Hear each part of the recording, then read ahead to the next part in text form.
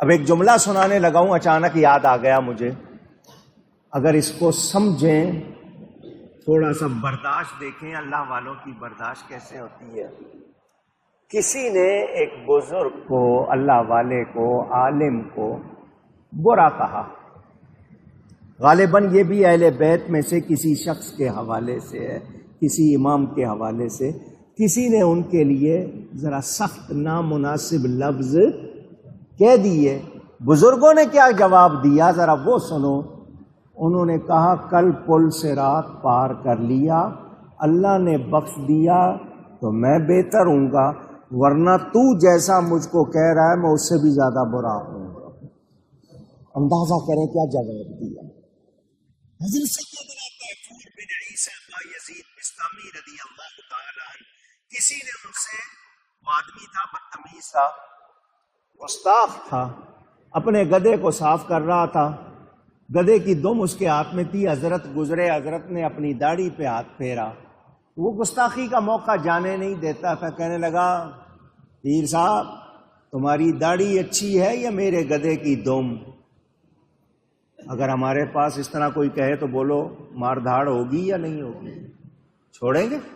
تیری اتنی جرت، تو نے ایسا کہا؟ جو آپ کے ہاتھ پاؤں چلیں گے اور زبان چلے گی۔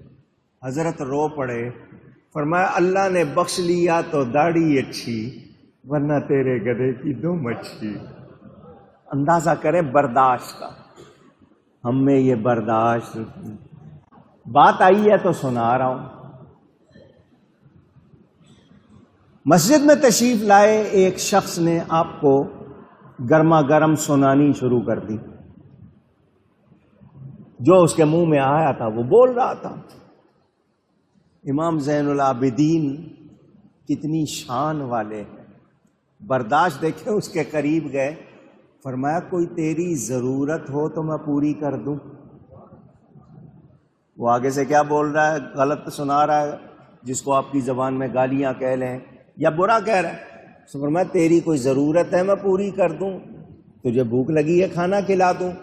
آپ نے اپنی جیب سے جو نکلا نکال کے اسے دے دیا، وہ شرمندہ ہو گیا۔ ان کے اخلاق دیکھو اور میرا حال دیکھو۔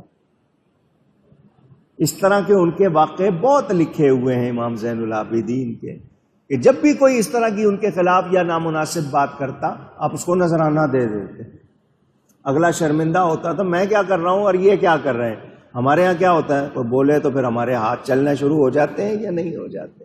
ہم میں تو اتنی برداشت بھی نہیں ہے۔